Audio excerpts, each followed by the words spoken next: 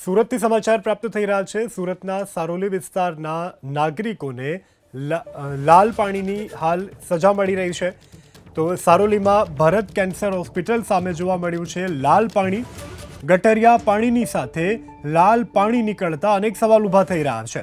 સુરતની ઘટના છે। સુરતના સારોલી વિસ્તારના નાગરિકોને લાલ પાણીની સજા ભોગવવાનો વારો આવ્યો છે। કારણ છે કે જે સારોલીમાં ભરત કેન્સર હોસ્પિટલ છે તેની સામે લાલ પાણી જોવા મળી રહ્યું છે। આ રોડ ઉપર લાલ પાણીના કારણે લોકોને હાલાકી વેઠવાનો વારો આવ્યો છે।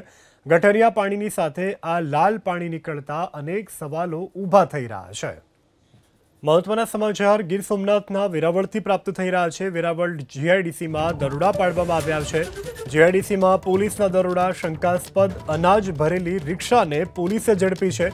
76 બોરી ચોખા અને 28 બોરી શંકાસ્પદ ઘઉં ઝડપી લેવામાં આવ્યા છે। તો ગીર સોમનાથના વેરાવળ જીઆઈડીસીમાં પોલીસે આ દરોડાની કામગીરી કરી છે। દરોડાની કાર્યવાહી દરમિયાન 76 બોરી ચોખા અને 28 બોરી શંકાસ્પદ ઘઉં ઝડપાયા છે।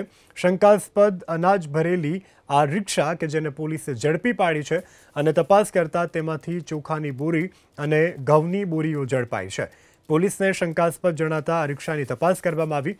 તપાસ કરતા 76 બોરીઓ અને 28 બોરી ઘઉં ઝડપી લેવામાં આવ્યા છે। ગીર સોમનાથના વેરાવળ જીઆઈડીસીની આ ઘટના છે।